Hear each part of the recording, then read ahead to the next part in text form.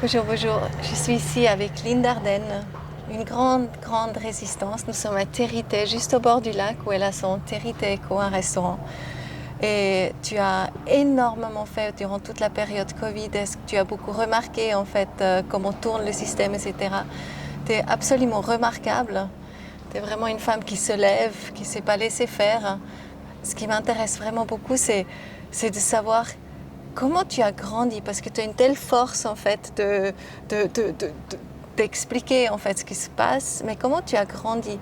J'ai rencontré ta maman avant, donc tu étais informée depuis tôt déjà que le système ne tourne pas complètement de la manière qu'on souhaite nous le faire croire. Et ce qui est très intéressant, en fait, on a une autre vidéo avec Lynn, et j'ai essayé d'uploader sur ma chaîne, et en fait, elle était censurée. Ouais. Voilà. Ben, j'apprends ça aujourd'hui. Je reste choquée quand même. Donc peut-être on va juste expliquer un petit peu des êtres comme toi, parce qu'on a tous notre rôle. Dernièrement, justement, elle a fait un dîner de soutien à son Territé Eco. Et c'était beau parce qu'il y avait tous ces résistants et chacun avec ses rôles. Il y avait les avocats, les médecins, les youtubeuses, il y avait tout le monde qui était là et pour te soutenir. Et on s'est rendu compte, là, dans la salle, on était tous pareils, mais chacun a son rôle. Et toi, tu as clairement un rôle d'informateur. Donc, tu informes les gens, tu dis ce qui se passe, et tu passes à travers des moments très durs toi-même. Et puis, en fait, tu gardes ton positivisme et ta joie. Et merci d'être qui tu es. Bah, c'est gentil, oui. Et pour ton travail. Peut-être tu vas juste expliquer un petit peu ton passé, en fait. Comment tu as grandi déjà? Alors, moi, je suis née en fait en Suisse allemande, d'un père qui était en train de faire des études, donc il n'avait pas énormément de temps pour nous, pour la famille, et d'une mère qui a vécu elle-même une enfance assez difficile aussi, qui s'est vraiment recentrée sur déjà des valeurs de bien manger, de faire les choses soi-même, de vivre avec peu. Et puis elle a vraiment essayé de recréer un cocon familial qu'elle n'avait pas forcément eu aussi. Et c'est vrai que voilà, elle faisait son pain déjà toute seule. Je me rappelle des moments où on allait chercher le lait à la laiterie, où je pouvais chipper la crème avec la petite cuillère. Donc des moments simples, pas de restaurant, pas de choses ostentatoires. Voilà. Et puis on a hérité une maison, une ruine, je voulais dire, de la part de mon grand-père sur les hauts de Territé. Et mes parents, quand mon père a fini ses études, il a décidé de venir là, de rénover cette maison. Et donc en fait, mes premières années ont été, j'ai envie de dire, somme toute assez difficiles, dans le sens où on n'avait pas de moyens. On était tout le temps dans des chantiers et en fait on jouait avec ce qui était à portée de main. Donc je me rappelle, on jouait avec de la boue dans le jardin, on était heureux quand ils ont installé une petite piscine et puis qu'il y avait même 10 cm d'eau. On invitait tout le quartier. Ma mère, elle était extrêmement permissive. Elle a toujours réuni tout le monde. Les enfants des voisins venaient jouer. Elle faisait des anniversaires où on sautait encore avec un sac de patates. On attrapait des pommes dans un bac d'eau. Elle accrochait des... Voilà, je me souviens de mon enfance comme étant une enfance heureuse vis-à-vis de ma maman. Et puis avec mon père, c'était beaucoup plus compliqué. Mais voilà, j'ai tenu à exprimer ce que je ressentais vis-à-vis de mon père assez rapidement. J'ai dû prendre des décisions assez tôt parce qu'ils se sont séparés. J'ai dû dire ce que je pensais par rapport à ça à des organes officiels. Et puis ça m'a permis de mûrir aussi très rapidement. Et j'ai senti une espèce de décalage par rapport au bon petit bourgeois qui venait de Territé, par rapport à moi qui était suisse-allemande qui arrivait, un manque d'intégration aussi de la part de la professeure. J'ai eu des années scolaires qui étaient compliquées, où clairement on m'a fait sentir que j'étais pas à ma place. Et puis, j'ai eu de la chance parce que j'ai rencontré des professeurs tour à tour qui étaient autant exécrables, mais aussi, ce qui m'a marqué, c'est surtout les personnes qui ont relevé le niveau. Des professeurs que je peux citer, Jean-Pierre Schiffel, Patrice Azingrich, qui ont vraiment vu la personne que j'étais Wow. et ont vraiment été entourants, motivants, qui ont vraiment laissé éclore le potentiel de chacun sans discriminer. Et je pense que c'est ça, Ça qui t'a m'a donné un peps fou. permis de m'ouvrir aussi. Magnifique. Et puis de vouloir prouver qu'en travaillant, en n'ayant pas les mêmes facilités que les autres au départ, avec moins de moyens, on pouvait aussi y arriver. Et puis ce qui a fait que finalement j'ai été un peu du coq à l'âne. J'ai beaucoup travaillé pendant mes études, que ce soit au McDonald's en tant qu'aide hôtesse, animer des anniversaires pour les enfants, j'ai passé en cuisine à la caisse, j'ai travaillé dans une station essence, j'ai travaillé dans un bar, tout ça à côté de mes études et après à côté de mon apprentissage, mais c'est des valeurs que je trouve chouettes et c'est vrai que pour moi, ça m'a motivée à aller plus loin. Et je ne savais pas à quoi j'étais prédestinée finalement. Mais finalement, j'ai décidé de faire un apprentissage complètement de technicienne dentiste, rien à voir avec à quoi j'étais prédestinée. Je voulais peut-être faire avocate ou bien... Voilà, malheureusement, comme je dis, on ne peut pas tous être médecin ou avocat. Et puis, j'étais pas très forte en maths. C'était vraiment plus... j'ai plutôt eu des prix de dessin du collège, des choses comme ça. J'étais plutôt très... quand j'étais petite, j'étais plutôt très renfermée, timide. Et puis, tous ces événements en chaîne ont fait que comme j'ai dû parler ou subir, j'ai préféré parler. Et puis, j'ai été plutôt l'inverse d'un coup. J'ai commencé à dire ce que je pensais, à plus me laisser faire. Et je suis connue plutôt pour avoir un caractère bien trempé, d'être très honnête par rapport à ce que je pense. Et voilà, donc après on m'aime ou on m'aime pas, ça c'est sûr. Mais je pense que je suis plutôt quelqu'un qui a le cœur sur la main, si je dois me décrire, et qui suis idéaliste. Je suis très organisée dans mon bordel, comme on peut le dire aussi.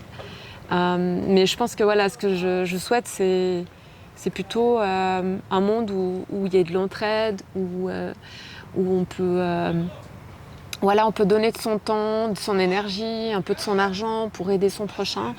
Et c'est ce que tu as toujours fait. Chaque fois que j'ai pu le faire, je l'ai fait. J'ai d'ailleurs, je suis encore présidente des Interaides Tarité depuis plus de 6 ans, dans le comité.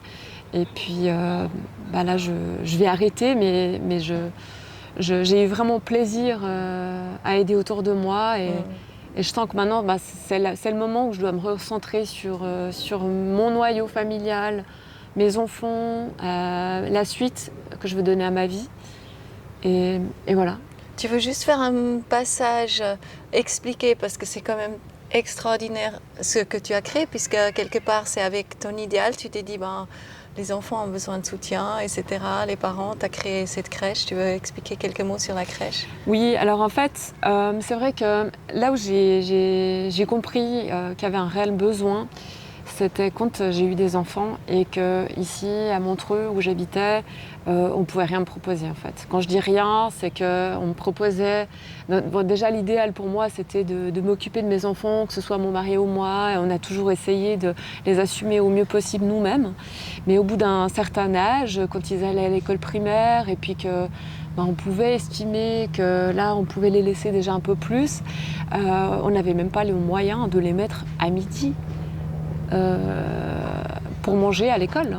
Donc en fait, c'était impossible en fait, de travailler à côté.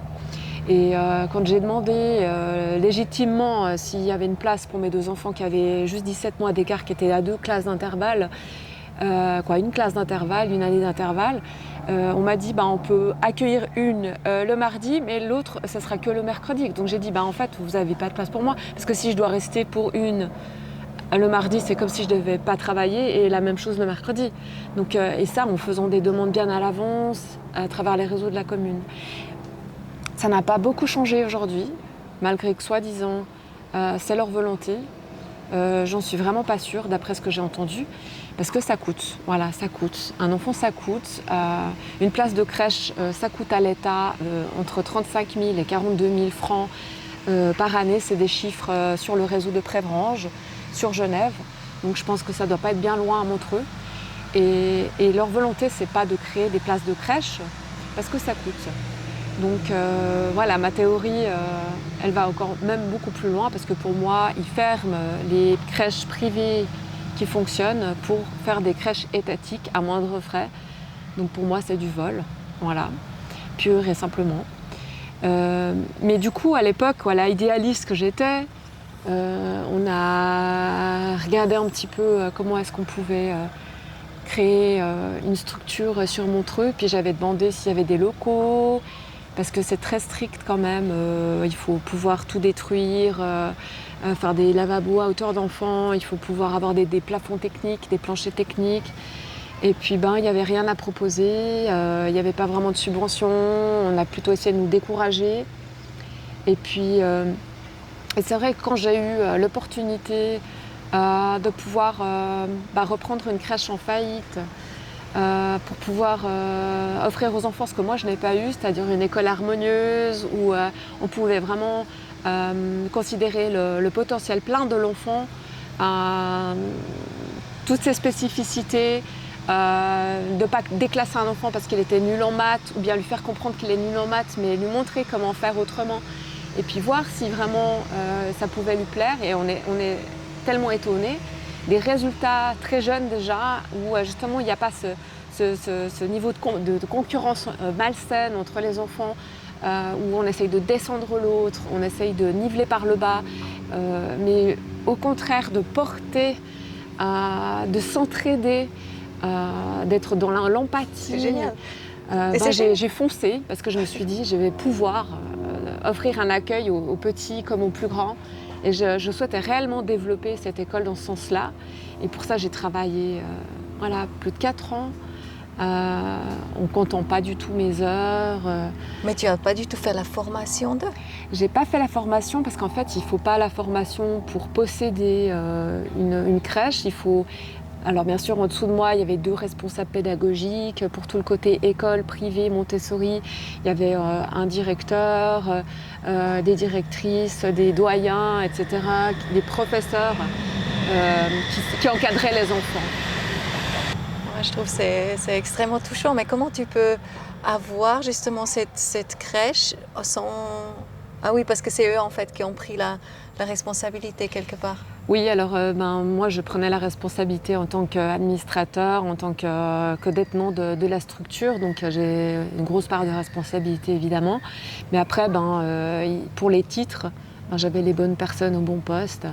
Et puis ils devaient prendre une sous-responsabilité au niveau de l'éducation, de suivre le PER, c'est le plan d'études roman, d'avoir le nombre d'effectifs, etc. Tout ça, j'étais co-responsable avec les personnes, évidemment. Et tu as fait aucune formation dans ce sens-là et tu as créé en fait une crèche comme on la rêve tous, je m'imagine actuellement, d'accompagner les enfants, être vraiment là pour les parents. Et tu as fait ça sans formation à la base. Par contre, tu t'es entouré des bonnes personnes, donc c'est complètement faisable. Oui, alors c'est faisable. Il faut savoir que on va vous mettre beaucoup de bâtons dans les roues. Ça coûte extrêmement cher. Moi j'ai mis vraiment toute ma fortune dans ce projet. J'y croyais. J'ai travaillé vraiment bénévolement dans cette structure pendant, comme je l'ai dit, quelques années. Et puis on vous met les bâtons dans les roues. Donc c'est très déprimant. Et le coût que je pratiquais, finalement, quand on compare au coût étatique pour le citoyen, 35 000 francs, puis moi, l'année, c'était pas du tout 35 000 francs, on était autour des des 19 000 francs, 20 000 francs pour un créneau horaire de 6h45 du matin à 18h45 le soir, Wow. ouvert toute l'année, hormis 2 semaines entre Noël et Nouvel An. Donc on voulait vraiment proposer un service aussi aux parents qui travaillent, qui ont des grosses responsabilités, quelque chose de clé en main, avec de la nourriture qu'on faisait nous-mêmes. C'est génial. Local aussi? Local, on allait chercher chez les paysans, si on pouvait faire du bio, on faisait du bio. Voilà, mais l'augmentation des prix, etc., c'était compliqué. Et puis là, il aurait fallu, pour pouvoir continuer à être viable, faire une augmentation. Et puis on m'a fermé ma structure avec FA Media. Voilà. Et là, ça va réouvrir, bien entendu, avec plus de 60 places dans la commune de Préveranges, par la commune de Préveranges, avec le réseau, avec la complicité de l'OAGE qui a tout fait en plus pour qu'on ne puisse pas me racheter ma structure, parce qu'ils ont exigé que les bébés ils soient plus au premier étage, mais au rez-de-chaussée, que les enfants plus grands soient au premier étage. Donc il n'y a même pas eu de rachat des infrastructures pour que finalement je puisse toucher quelque chose et même... Donc voilà, c'était le Covid, c'était le parfait prétexte pour dire ok, maintenant Lynn, voilà, c'est fini. Le Covid, ça n'a pas aidé. Et qu'à côté, en fait, les crèches restaient. Et toi, voilà. C'est un peu plus complexe que ça, disons. Il y a des gens qui ont profité de la situation, de flux de trésorerie un peu bas, du fait que les banques aussi ne prêtent plus, pour pouvoir s'accaparer en fait ma clientèle. Et là aussi, il y a des procédures en cours. Ouais. Voilà, mais je pense qu'aujourd'hui, ce qu'on veut retenir, c'est que voilà, moi c'est sûr que j'ai toujours aimé les enfants, j'ai toujours aussi moi-même été comme ma mère à accueillir tous les enfants du quartier pour faire des Halloween, des booms, des soirées pyjama dans mon salon. Pour moi, les enfants, c'est encore l'unique chose qui est vraiment vraie, et ils sont sincères.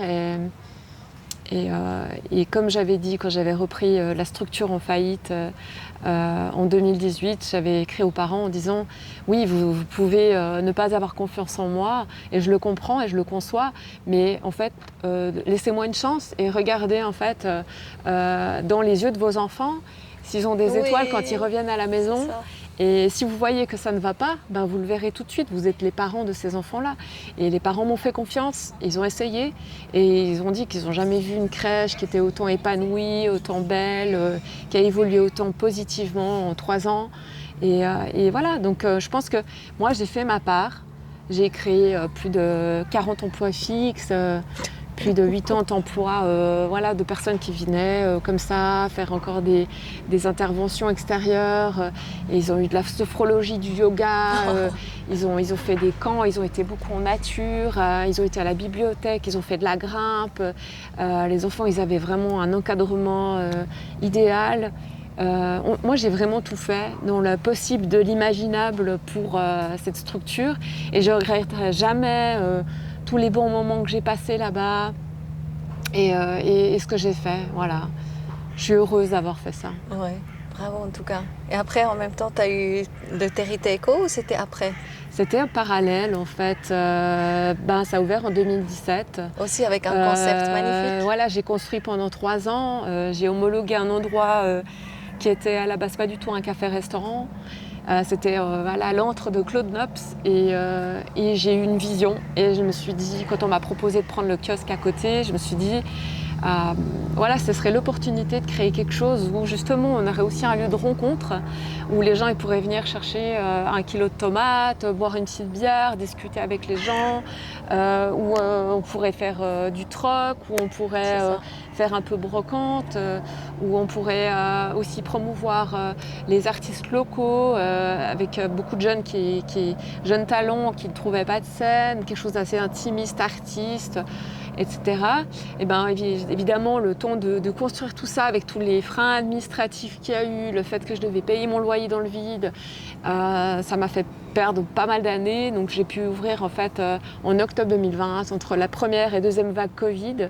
Donc on est resté 1 mois, même pas ouvert. On a dû refermer 1 mois et demi. Après on a pu réouvrir 2 semaines, le 26 décembre. Fermé pendant 5 mois. Après j'ai réouvert en juin parce que j'avais pas assez de grandes terrasses. Il faisait moins 15. Donc voilà, je voyais pas tellement le truc de réouvrir avec des plexis partout, etc. Et en fait, on a fait l'été qui était assez mort parce que c'était la première fois qu'ils ouvraient les frontières.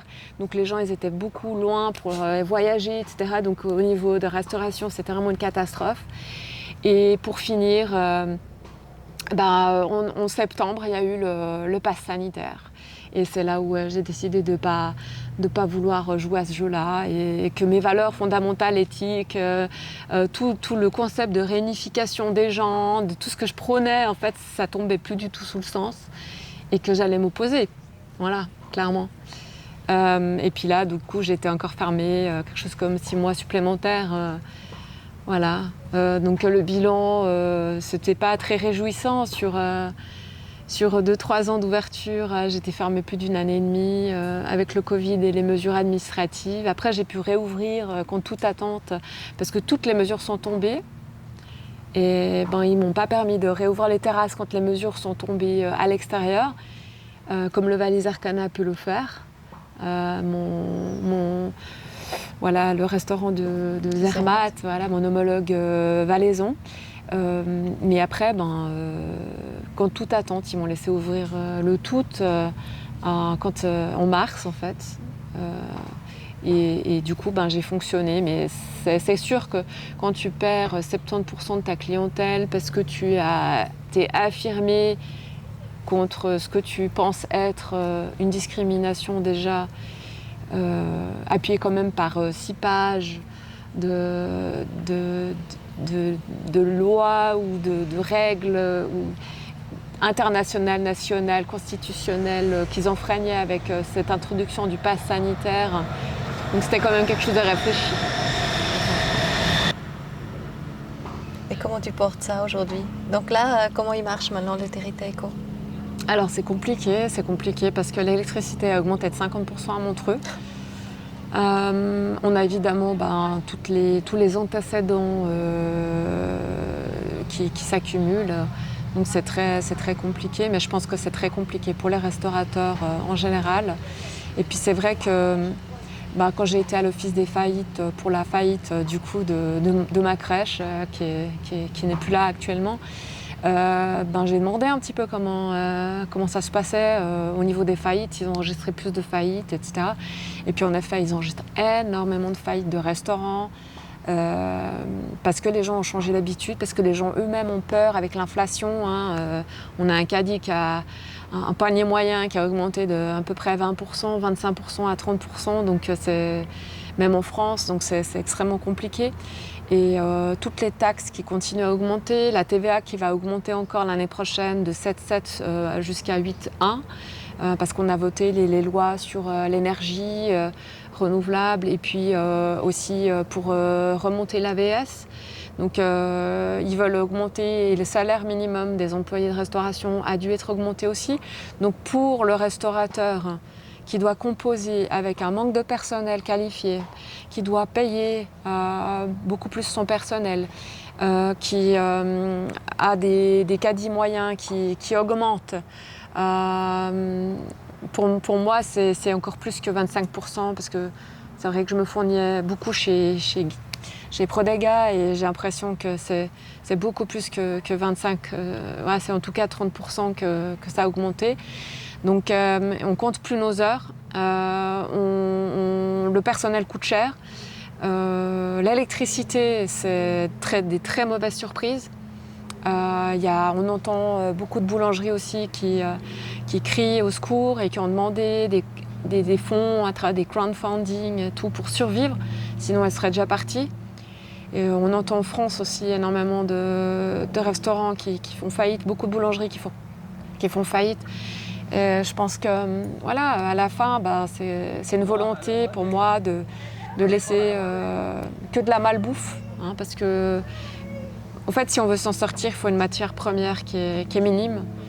et un travail moindre, une préparation moindre. Et on voit que voilà, les légumes et tout ça, ça a tellement augmenté et la transformation coûte tellement cher aussi qu'au final, on va se retrouver qu'avec des kebabs pré-transformés, des burgers, des choses comme ça, quoi. Malheureusement, et la bonne restauration, les gens sont plus prêts à payer 40, 50 francs parce qu'il faut compter voilà, le local, les charges que ça peut coûter. C'est énorme. Hein. On va organiser donc le week-end prochain avec Philippe Quimon chez toi Synchronicité, le stage Synchronicité, donc avec nourriture locale, régionale, etc. Merci beaucoup. Et tu as toujours fait ça dans ta crèche et ici, en fait, quand tu peux, tu travailles avec les agriculteurs dans le coin? Alors oui, alors ici j'ai essayé de travailler avec le domaine de la Pérole par exemple, pour tout ce qui était fruits, légumes, etc. Ça s'est avéré vite très compliqué d'un point de vue logistique parce que lui il livrait pas, moi il fallait que j'aille chercher, après j'avais prévu un menu, il n'y avait plus, etc. Donc voilà, c'était un peu compliqué à la mise en œuvre aussi. C'est vrai que si, parce que là je voulais en fait lancer une épicerie depuis le début de mon projet, parce qu'il n'y a rien à Terre-et-Terre. Et là, ça aurait été plus en fait dans le cadre de pouvoir proposer aussi ces légumes et puis de prendre les invendus, de les retransformer aussi. Pour nous, c'était plus faisable que de tabler sur quelque chose et puis après il n'y avait plus ou bien comme ça. Après, on a travaillé bien sûr avec des maraîchers locaux qui faisaient du local, mais pas forcément tout le temps du bio. Voilà. Donc là, on ne savait pas très bien, mais on savait que les pommes venaient de ci, de là. Mais c'est vrai qu'à la crèche, en tout cas pour le départ, j'allais chercher des pommes chez le maraîcher bio d'Aubonne, des poires, des kiwis. J'allais chercher justement des caisses et des caisses de légumes au domaine de la Pérole que j'amenais moi-même à la crèche. Et puis jusque très tardivement, les enfants, ils ont vraiment eu des framboises de la région, des choses fraîches. On essayait de faire le moins possible de congeler. La viande était toujours de Suisse. Le poisson, etc. C'était toujours des choses vraiment... voilà, c'était pas des choses où je me disais que peut-être que c'était des choses qui étaient transformées ou comme ça. C'était vraiment... voilà, quand je vois... les cantines ici, voilà, la viande, c'est Union européenne, on ne sait pas s'il y a des hormones de croissance, on ne sait pas vraiment dire la provenance. Pour moi, ça me convient pas du tout. On ne peut pas laisser manger ce genre de choses-là aux enfants. Voilà. Et puis c'est vrai que pour le restaurant, j'ai travaillé très longtemps aussi avec Balzinger, qui faisait les vaches Highland des Génisses de Saint-Léger. Donc voilà, on savait aussi la traçabilité. On a vraiment essayé de proposer, mais aujourd'hui, on se rend compte que voilà, beaucoup de gens sont plus prêts à payer pour ce genre de produit-là. Et c'est là où voilà, il faut se réinventer, puisque voilà, tu marches ou tu crèves, hein, c'est un peu le dicton.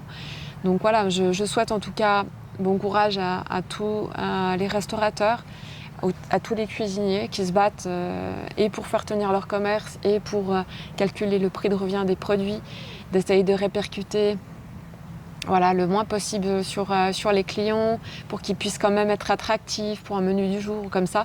Mais c'est extrêmement compliqué, ils ne comptent pas leurs heures et chapeau à eux, vraiment. Et tu disais aussi que la synchronicité, des fois, elle t'a beaucoup aidé. Oui, alors ça, franchement, moi, je crois à tous ces signes-là et aux coïncidences de la vie. Et je dois dire vraiment, il s'est passé des choses dans ma vie que je ne peux pas dévoiler parce que c'est des choses confidentielles qui impliquent d'autres personnes. Mais il y a eu des moments où il y a eu des coïncidences, des faits troublants qui m'ont fait poser des questions au bon moment, qui m'ont fait peut-être pas signer un papier ou un autre et qui ont fait qu'il y ait des choses malveillantes qui n'ont pas pu m'arriver. Et j'y crois. Donc tous ces petits signes mis bout à bout qui deviennent tellement énormes en fait au bout d'un moment, je pense qu'il faut vraiment voilà, il faut vraiment s'y éveiller et puis essayer de voir qu'est-ce qu'il pourrait y avoir derrière. C'est peut-être des petits signes qu'on nous envoie aussi. Donc, et pourtant, j'ai jamais été voilà, dans des choses paranormales. Je suis pas à jouer au tarot, je joue pas avec un pendule. J'y crois, voilà, j'y crois. Je pense que autant il peut y avoir des personnes qui peuvent être malveillantes, puis faire croire qu'elles ont des pouvoirs, etc. Autant vraiment. Il y a eu des choses qu'on m'a dites, qu'on est venu me redire, qui sont justes. Et ça, j'ai testé, donc ça, je peux vous dire que voilà. Donc je vous encourage, si vous avez envie de... Ouais, exactement. Ces synchronicités. Mm-hmm. Et puis aujourd'hui, si tu avais une baguette magique, maintenant tu dis, en fait, tu vas inventer un petit peu ta vie, je m'imagine. Mais si tu avais une baguette magique, qu'est-ce que tu ferais aujourd'hui?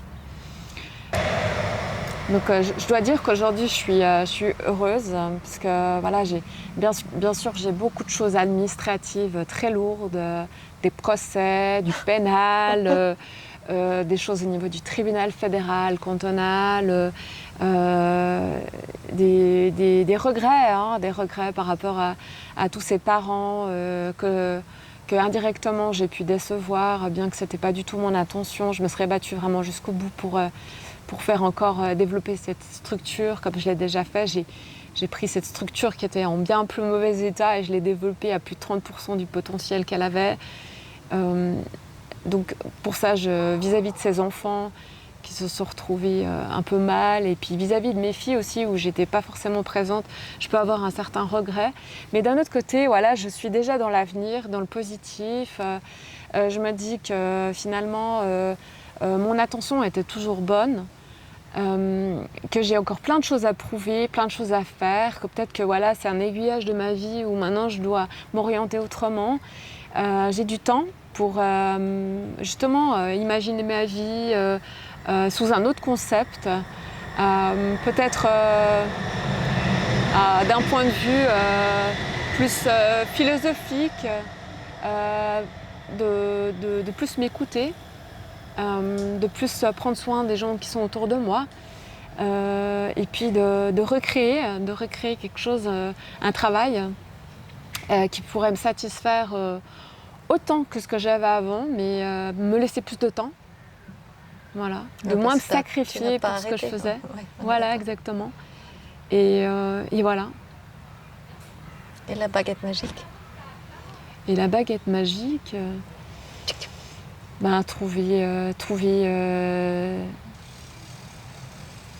trouver ma voie en fait.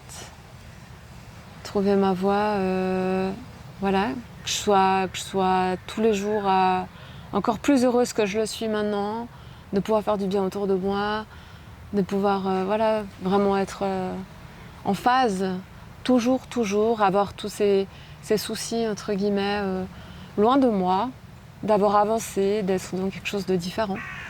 Et si tu avais encore une plus grande baguette magique? Si je pouvais changer les choses d'avant, tu oui, parles? Oui. Ah bah si je pouvais changer les choses d'avant, j'aurais pu garder ma crèche. Ouais. J'aurais changé les choses aussi, pas du tout au niveau de ma façon de penser ou de ma façon de réagir, mais j'aurais peut-être fait tourner les choses différemment. J'aurais su de qui m'entourer, de qui pas m'entourer. Voilà. Et après, je pense qu'à mon petit potentiel de citoyenne lambda, j'ai déjà fait beaucoup autour de moi. Donc voilà, si j'avais eu un rôle de conseiller fédéral ou de président et que j'avais pu édicter, comme dans une dictature, des mesures de protection pour les habitants, je l'aurais fait. Mais c'est pas comme ça, malheureusement. Et voilà, ce qui doit se passer passera. J'ai pas pu éveiller plus de gens. J'ai essayé, comme Noé qui disait... T'arrêtes pas, voilà, façon. Avec ton histoire personnelle, tout ce que tu as vécu et tout ça, tu n'arrêtes pas de faire circuler l'information, ça c'est sûr. Ouais. Mais moi, je dois dire qu'aujourd'hui, dans ma vie, je peux être comblée parce que je suis bien physiquement, en santé. Mes enfants, la même chose. Leur papa aussi.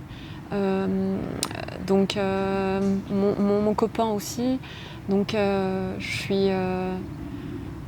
ma mère, elle a 72 ans, elle se porte super bien. J'ai de la chance en fait. J'ai de la chance parce que dans ma petite planisphère à moi, il n'y a pas eu de drame. Et autant j'ai été entourée de personnes malveillantes, autant vraiment j'ai eu du soutien aussi de ma famille proche. Je te remercie de tout cœur, Lynn. Avec plaisir. Merci. Merci Coco pour tout ce que tu Magnifique, hein? Magnifique, ton histoire, elle est juste incroyable. Donc on trouve Lynn, tu as plusieurs interviews à rechercher, peut-être pas sur les grandes plateformes ou comme ça. Alors moi j'ai pas mal d'interviews que j'ai pu poster. Moi, j'ai pu poster notre interview sur mon mur Facebook en tout cas. En tout cas j'ai eu des retours, sauf erreur, je vais aller vérifier. Mais non, Ouais. bah oui. Ouais. Bonne continuation, Merci. on est ensemble. Et est-ce qu'on peut te soutenir d'une manière ou d'une autre? Qu'est-ce qu'on peut faire pour toi? Écoute, voilà. On va. Inch'Allah. Voilà, c'est ça. On va laisser les C'est choses ça. se faire. Oui. Merci beaucoup. Prenez soin de vous. À la prochaine. Merci Au d'être revoir. là.